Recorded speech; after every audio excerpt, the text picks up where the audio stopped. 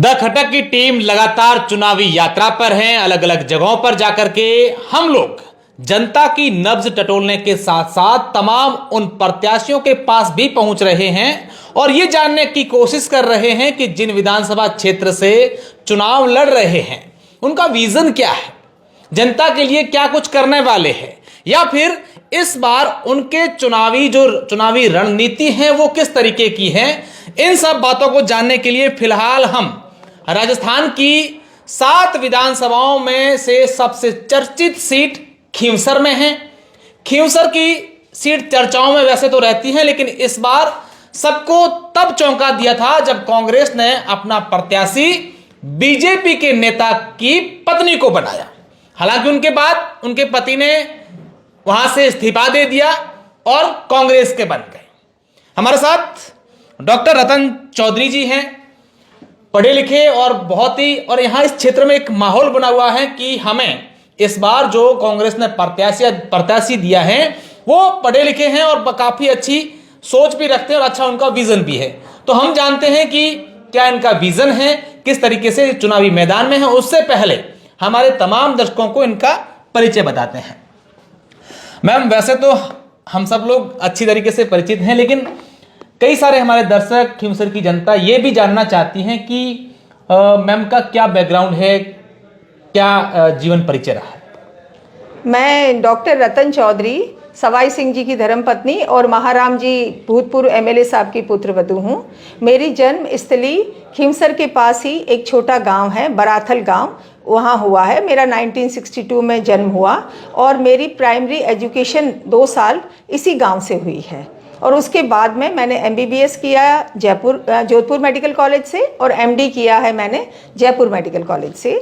और शादी होकर के मैं यहाँ सिणोद में महाराम जी चौधरी साहब के पुत्र सवाई सिंह जी के साथ मैं यहाँ आई। मैम, कंफर्ट हो जाइए, काफ़ी लंबी बातचीत होने वाली है अपनी। कोई दिक्कत नहीं है। सर से कब परिचय हुआ था सवाई सिंह जी से? लव मैरिज थी कि अरेंज थी?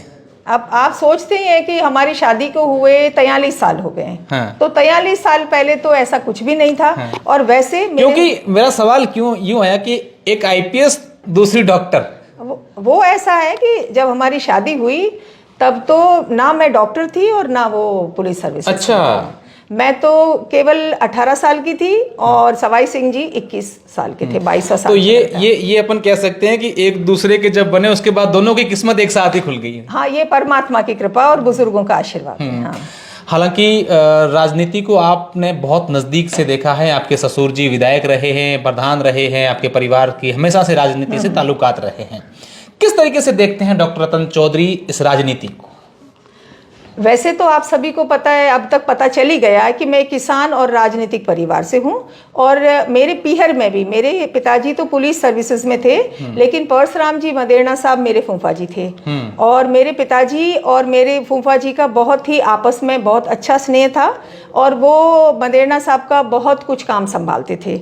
तो साहब का आना हमारे यहाँ हमेशा रहता था और मैंने उनका कामकाज का तरीका, उनका बातचीत का तरीका और वो जो इतनी पढ़ाई लिखाई कर करके और सही मुद्दे पे ईमानदारी से जो वो राजनीति करते थे, वो एक तरीके से मेरे रोल मॉडल थे। मुझे हमेशा उनका काम करने का तरीका बहुत पसंद था।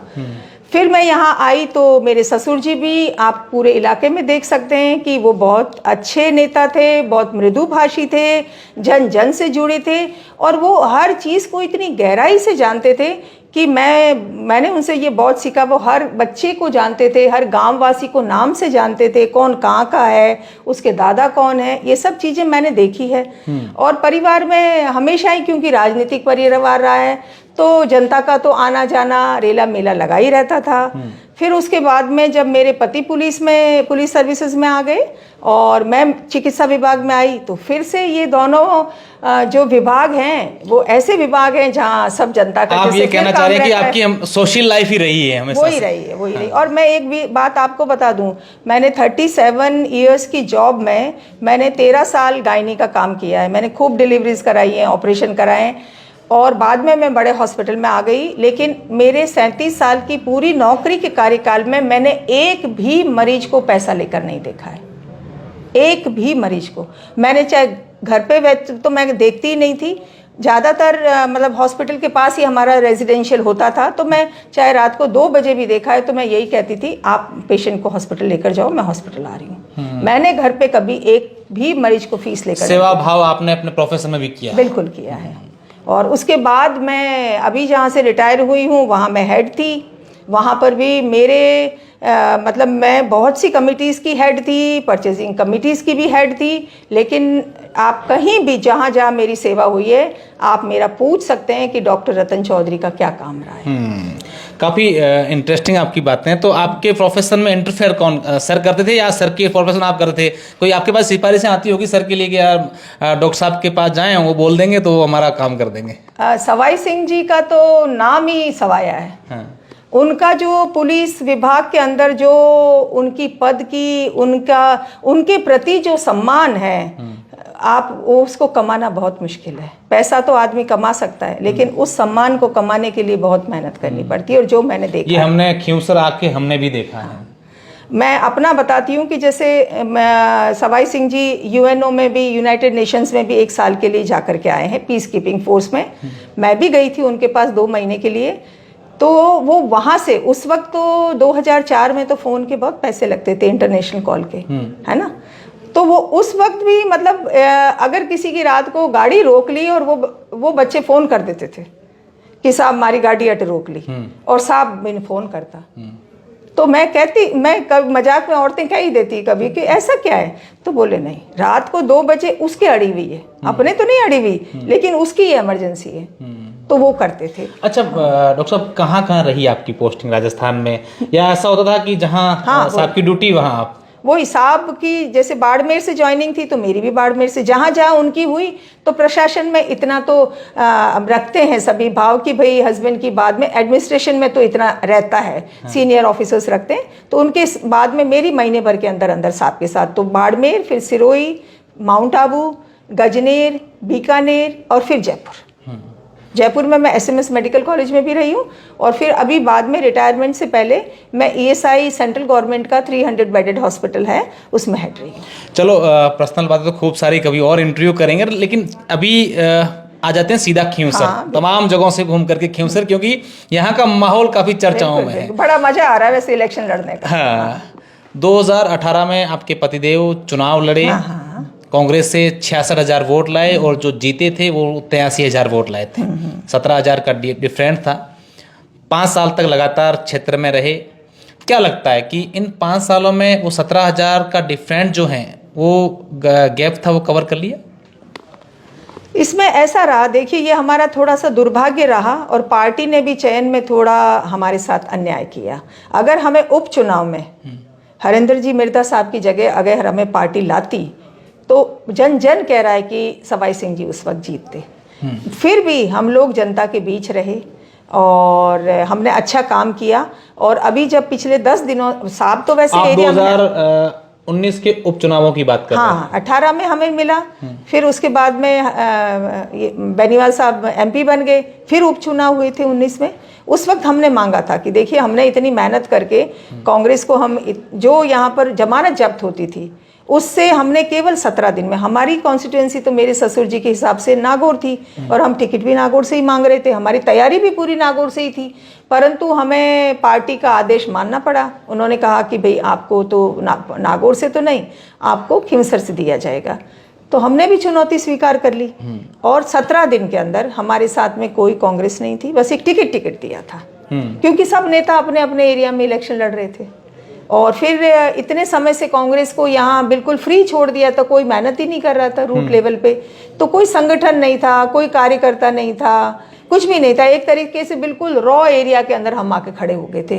तो पहले दिन तो ये लगा कि क्या करें, कहाँ से शुरू करें, कैसे करें, लेकिन ये परमात्मा की कृपा है कि हमारा परिवार जब जूझ पड़ता है ना, तो फिर पूरी ताकत से जूझ पड़ता है।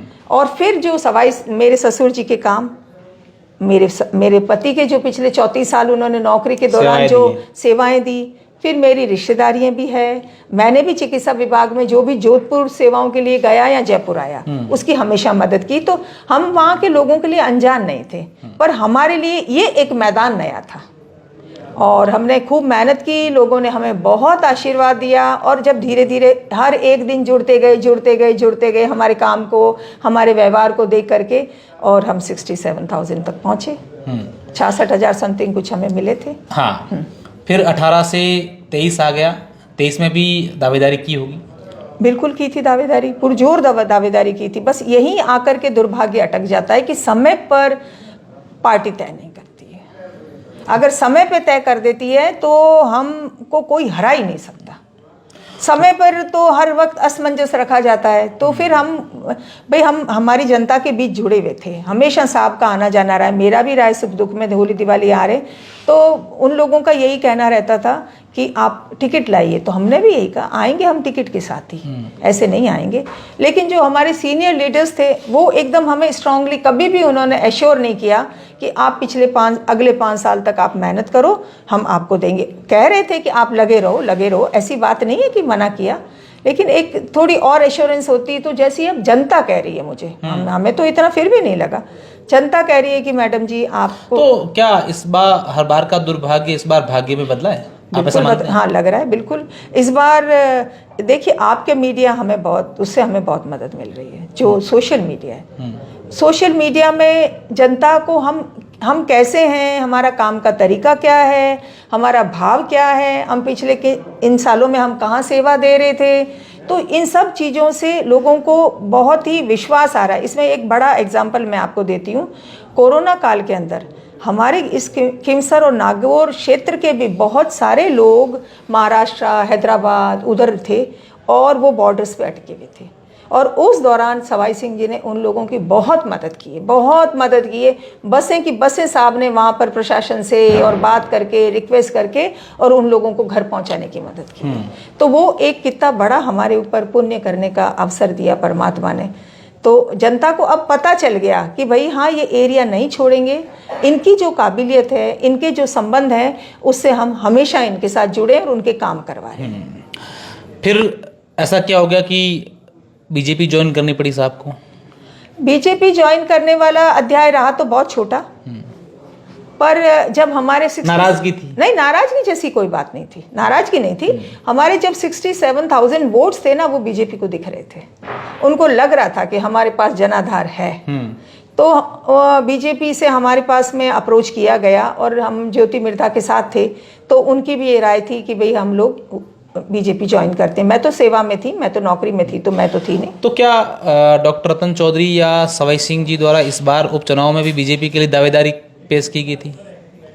हमने थोड़ा बहुत शुरुआत में जब हम बीजेपी में गए थे तब, फिर उसके बाद से तो, और मेरा पर्सनली कहती हूँ, मैं भी एक पढ़ी लिखी महिला हूँ, मेरा अपना खुद का सोच है, तो मुझे तो कभी भी बीजेपी पसंद नहीं थी। मुझे कभी आपने टोका नहीं डॉक्टर साहब कि हम लोग इतना कर रहे हैं, हमारा परिवार ये रहा है, आप ये कुछ कई बार सोच थोड़ा कंफ्यूज हो जाते हैं, इंसान है, पर वो हमें बहुत जल्दी ही समझ आ गया कि इस पार्टी की रीति नीति जो है वो हमारे भाव के साथ नहीं मिलती है।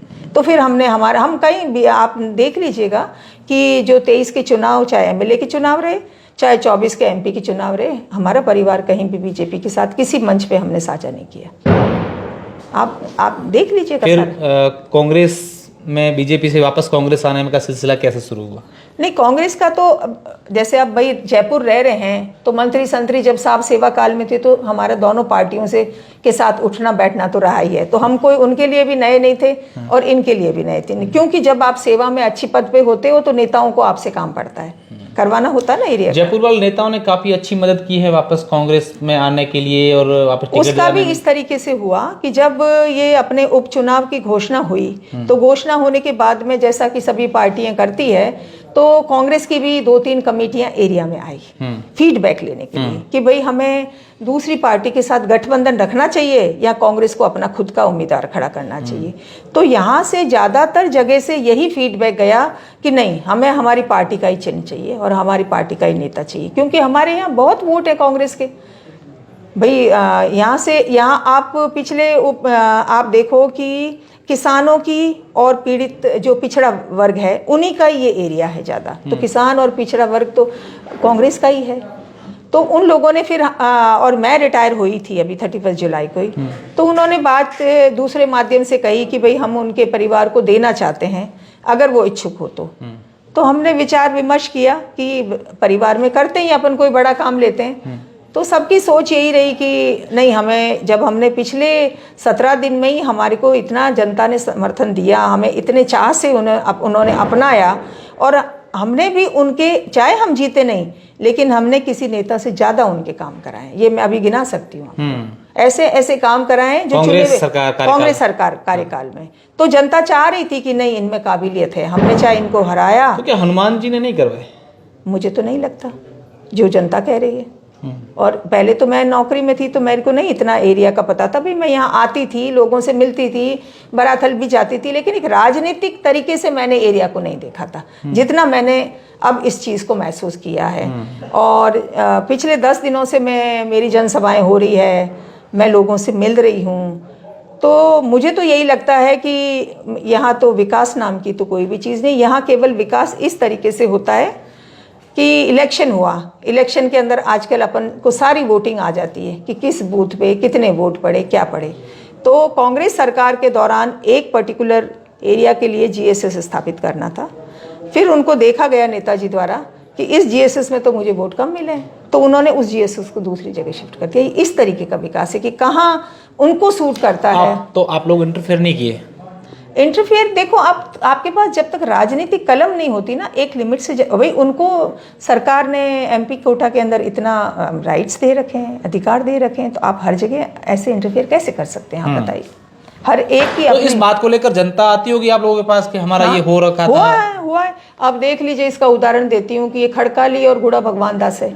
तो इन लोगों ने मेरे हस्बैंड के पास आकर के सवाई सिंह जी के पास अप्रोच किया, बोला साहब हमारे उधर की पंचायत दूर पड़ती है, हमारे नागौर पास पड़ता है, तो हमारी पंचायतों को उनके साथ मिला दो, उधर करवा दो। साहब ने कराया दोनों को, पहले खड़काली वालों का, जब खड़काली वालों को हुआ तो गुड़ा भगवान दास वाले भी आए, तो फिर उनका भी कराया। इसी तरह इधर जो भदौरा पंचायत है, वहाँ की सारी जनता ने कहा कि साहब आप हमारी तो इस भदौरा को पंचायत कराओ, और वो भी पंचायत हुई। उसके अलावा मैं आपको बताऊं कि जो खिमसर कॉन्स्टिट्यूंसी में एक डार्क जोन और ट्यूबवेल का बहुत ही झगड़ा था, बहुत जनता किसान परेशान थी, तो साहब ने मेहनत करके कांग्रेस सरकार के अंदर इस पूरे एरिया का डार्क जोन हटाया। तो ये 18 में क्यों हटा? ये तो पहले भी हट सकता था अगर नेताजी सोचते थे। लेकिन अभी भी भाषण दिए जा रहे हैं कि कई सारे ऐसे वंचित गांव हैं, यहाँ पर बिजली है ही नहीं। बिजली तो अभी भी नहीं है, बहुत गांव में नहीं है।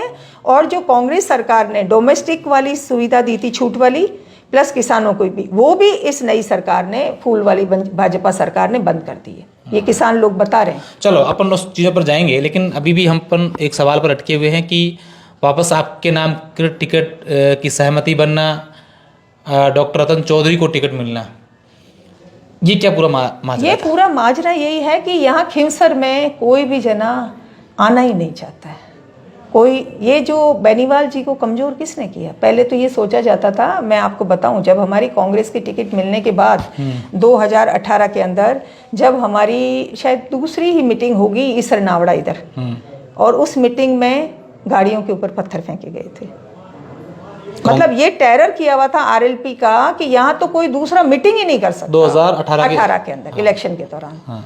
और उन गाड़ियों की जो पत्थर फेंके गए, 20 मिनट के अंदर सब कुछ चेक कर लिया गया। जिन्होंने गड़बड़ की उनको पकड़ा गया, पुलिस इतनी तुरंत आई है।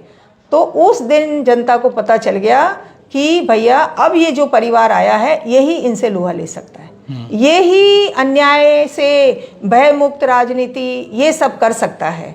तो वो सब हमारा पुराना सब कुछ ट्रैक रिकॉर्ड देख करके इस बार कांग्रेस के सीनियर लीडर्स ने, हाईकमान व राहुल जी ने, अपने रंधावा साहब ने, डोटासरा साहब ने, अशोक जी गहलोत साहब ने, इन सब ने मिलकर मंथन करके हमको पूछा कि हम आपको प्रत्याशी बनाना चाहते हैं, आप सहमत हो क्या? तो हमने कहा ठीक है, चुनौती लेना तो हमारा पारिवारिक वो है कि जो, और फिर जब करते हैं उस काम में पूरा जी जान लगा देते हैं। होना करना परमात्मा के हाथ में। टिकट रतन चौधरी के नाम की टिकट बस जब सहमति बनी तो सबसे ज़्यादा उस पर किन्होंने सहयोग किया? अगर एक इंडिविजुअल किसी का नाम लेना चाहें आप? सहयोग सबसे ज़्यादा डोटासरा साहब और रंधावा साहब ने किया।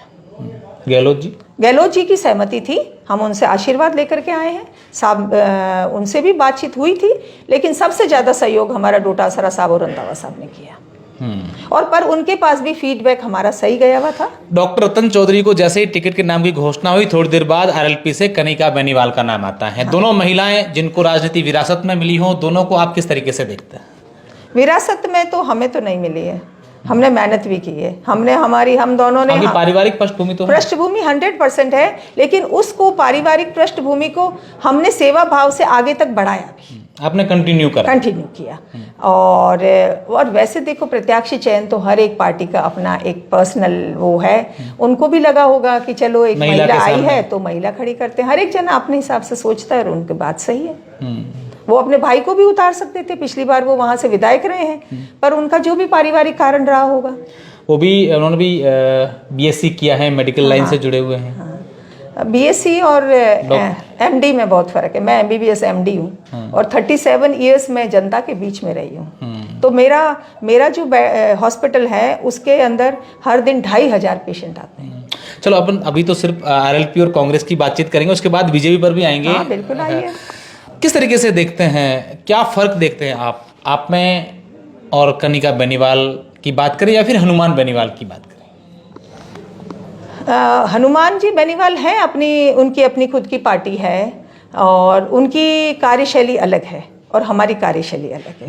हमारी कार्यशैली जो है वो भय मुक्त, न्याय वाली और अच्छी भाषा वाली, सभ्यता वाली और जन जन से जुड़ी हुई, जो सेवा कार्य में जुड़ी हुई है उस वाली है। उसके अलावा हमारे साथ ईश्वर का ये और आशीर्वाद है कि 34 ईयर्स से मेरे हस्बैंड ने पुलिस में, मैंने चिकित्सा विभाग में जो सेवा दी है, उससे भी लोग बाग हमसे बहुत जुड़े हुए हैं, बहुत हमारी कार्यशैली से प्रभावित हैं। हमने उनकी जो दिन रात जहाँ भी वो मौके बेमौके उनकी जो दुविधा हुई है, सबसे बड़ी बात है हमने उनकी मदद 2 रुपये हमारी जेब से खर्च करके ही किए। हमने किसी से 1 रुपया कभी नहीं लिया।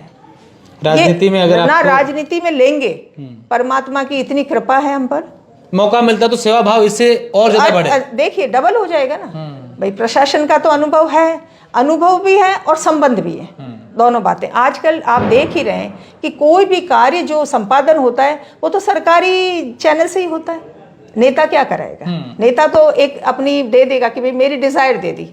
अब डिजायर का क्रियान्वयन कौन करेगा? ब्यूरोक्रेसी करेगा। किस लेवल वाला बंदा करेगा? उस काम को कैसे करना है? मेरे ख्याल से हमारे परिवार से ज्यादा उन लोगों को इस बात का अनुभव नहीं है और ये तो मैं बिल्कुल तहे दिल से कह सकती हूँ। हनुमान जी कहते हैं, उनकी पत्नी कनिका जी ने एक भाषण दिया था, उसमें कहा था कि मेरे पति ने और मेरे देवर ने जब यहाँ रहे, एमपी एमएलए रहे, तो खूब विकास करवा दिया, अब कोई कमी है ही नहीं, हम तो अब महिलाओं को सशक्त करने के लिए काम करेंगे, महिलाओं के लिए बात करेंगे।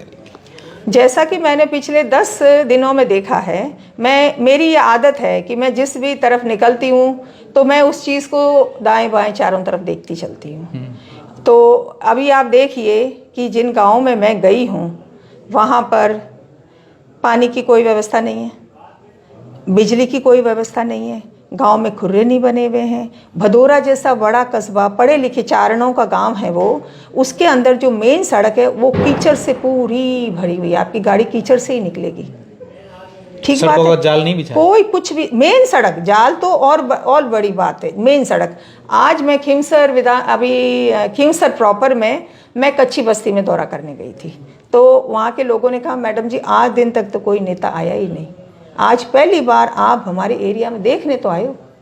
और मैंने जो उनका, इतनी गंदगी है, नालियाँ डटी पड़ी है कि ना तो हमारी सफाई, ना हमारी बिजली, ना हमारे पानी, तो ये तो मूलभूत है। फिर उसके बाद अपन चिकित्सा पे जाते हैं, तो चिकित्सा के अंदर भी मैं बीइंग डॉक्टर, मैं पूछ रही हूँ सीएचसी पे कितना स्टाफ है, तो मुझे पता चला कि खिमसर इटसेल्फ में ही पूरा स्टाफ नहीं है। कुचेरा जैसा बड़ा कस्बा, वहां पर सालों से एक भी गायनेकोलॉजिस्ट या लेडी डॉक्टर भी नहीं है। तो आप खुद बताइए कि क्या ये इन सब लोगों को भी चिकित्सा और एक ये थाना, ये 2 तो ऐसे हैं कि जिनको कहीं ना कहीं काम, चिकित्सा तो पड़ता ही पड़ता है, और लेडी डॉक्टर नहीं होना मतलब कितने शर्म की और कितने दुख की बात है, आप बताइए। तो अपने एरिया के, खिमसर के ही चिकित्सा मंत्री हो गए, उनको बने भी 11 महीने हो गए और उन्होंने अब तक अपना ही एरिया दुरुस्त नहीं किया, उसको ही चेक नहीं किया। मैंने तो 7-8 दिन में ही देख लिया कि यहाँ ये कमी है। तो उन नेताओं का काम करने का तरीका, उनकी प्रायोरिटीज, उनका भाव, वो सब कुछ ही अलग है और हमारा बिल्कुल अलग है। चलिए, अब अपन बात आपने शुरुआत कर दी है, क्यों सर से गजेंद्र सिंह से शुरुआत की है, चिकित्सा मंत्री से, रेवंत राम डांगा की कर लेते हैं। आरएलपी हाँ बताइए आप। से थे 2023 में चुनाव लड़ा और हनुमान बेनीवाल को कड़ी टक्कर दी और ये बातें ये शुरू हो गई कि चेले ने गुरु को कड़ी टक्कर दी और इस बार भी यही है। इस बारे में मैं ये कहना चाहूँगी कि पहली बात तो वो अभी पूरे गुरुजी बने नहीं हैं, वो अभी आधे तो चेले ही हैं। इस वजह से है कि उनकी खुद की धर्मपत्नी ही भी आज दिन तक आरएलपी के चुनाव चिन्ह पर प्रधान बनी है मुंडवा से। वो लड़ी आरएलपी के चुनाव चिन्ह पे थी और आरएलपी के सदस्यों ने उन्हें आज दिन तक प्रधान बनाया हुआ है। तो पहली बात तो उन्होंने बोतल छोड़ी ही नहीं है, रेवंत राम डांगा बिल्कुल उनकी पत्नी। ये मैं मंच से कम 10 बार कह चुकी हूँ, आज दिन तक उसका जवाब नहीं आया है, अगर इसका मतलब सही कह रही हूँ। अच्छा, दूसरी बात ये कि वो पिछले 20 सालों से उसी स्कूल के पढ़े हुए हैं, आरएलपी की स्कूल के ही पढ़े हुए हैं, तो उनकी कार्यशैली, उनका काम करने का तरीका, उनका बात करने का तरीका, सब कुछ आरएलपी का ही है। और एक आप उनको और एक पढ़ी लिखी एमडी डॉक्टर को तो आप किसी भी तरीके से कंपेयर नहीं कर सकते, ये तो आप समझ ही रहे हैं। अभी उन्होंने पिछले हनुमान बेनीवाल और रेवंत राम डांगा को कंपेयर करें तो हनुमान बेनीवाल तो फिर भी उनका जयपुर का, यूनिवर्सिटी का फिर भी एक्सपोजर है, लेकिन इनका डांगा साहब का तो कोई एक्सपोजर ही नहीं है। अभी वो पिछले दिनों की बात है, एक सभा में बोल रहे थे कि मेरे को तो जेएन जो है वो उसकी ट्यूबवेल की ही चाबी नहीं देता। अरे 11 महीने में आपने एमएलए का इलेक्शन लड़ा है, आपकी खुद की सरकार है, आप 11 महीने में ट्यूबवेल की चाबी नहीं ले पाए। आप के मैं ढोलकियाँ लेकर के जाता हूँ, एएन जमा ही नहीं करता। ये तो अगर आप खुद सोचिए कि 11 महीने में जिनकी खुद की सरकार है, अगर ये इतना छोटा काम अगर आप नहीं करवा पा रहे हैं तो आप जनता का क्या प्रतिनिधित्व विधानसभा में करेंगे? आप खुद बताइए। काम कैसे होता है, वो कहाँ से एप्लीकेशन लिखी जाती है, फिर वो किस लेवल के आदमी से अपन को बात करनी है, तो ये तो सब आपका जब एक्सपोजर होगा तब आपको समझ आएगा ना, नहीं तो दूसरे ही लोग आपको गवर्न करेंगे। और वो हर बार कह रहे हैं मैं सबसे पूछ कर काम करूँगा, तो पूछना तो पड़ेगा ही जब आपको खुद को नहीं आता है तो। तमाम नेता हैं, बीजेपी के मिनिस्टर हैं, यहाँ पूरे खींवसर में लगे हुए हैं कि कैसे भी करके इस सीट को निकालें। वहीं हनुमान बेनीवाल है, उनकी भी पार्टी की दांव पे लगी है साख की भी, हमें कैसे भी करके इस सीट को निकाला। और उधर कांग्रेस पूरी मेहनत कर रही है कि उनको आज की तारीख में डॉक्टर रतन चौधरी चुनौती मानती हैं।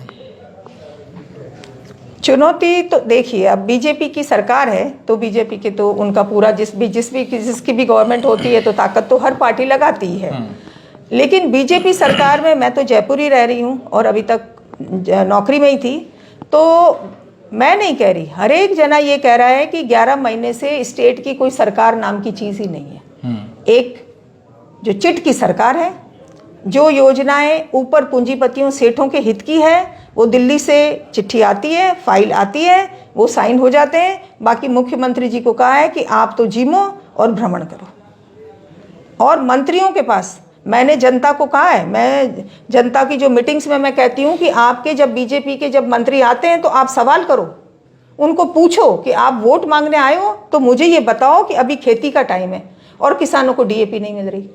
पहले मैं उनको कहती हूँ, मैं भी अगर आप मुझे जनप्रतिनिधि बनाओगे तो मेरे से भी सवाल करना कि मैडम आपका ये ड्यूटी बनती है बीइंग एमएलए, तो आपने ये हमारा काम क्यों नहीं कराया। उसी तरीके से जनता का पूरा अधिकार है। और ये जब भीड़ जब आती है ना मंच पे कि ये मंत्री जी, फलाने मंत्री जी, ढीकड़े मंत्री जी, तो उन मंत्रियों को पूछो। जब आपके पास आते हैं, जलदाय मंत्री आता तो जलदाय मंत्री को पूछो, ठीक है, एग्रीकल्चर का आता तो उसको पूछो, चिकित्सा मंत्री आता तो उसको पूछो कि भाई पहले हमारे स्टाफ लगाओ, हमारी सुविधाएं करो, फिर हम वोट देंगे। तो ये मंत्री आने करने से नहीं, और जनता भी पता नहीं क्यों नहीं पूछती है। मुझे तो जनता को जागरूक बनाना है कि उनका अधिकार है पूरा पूछने का।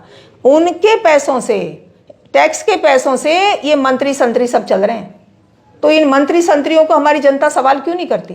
उनका पूरा अधिकार है, खड़े हो जाएं सबके सब और बोले कि पहले यहाँ डीएपी दिलवाओ, उसके बाद मीटिंग करने दो। आप ये कहना चाह रहे हैं कि अवेयर अभी भी जनता नहीं है जिस तरीके से होना चाहिए?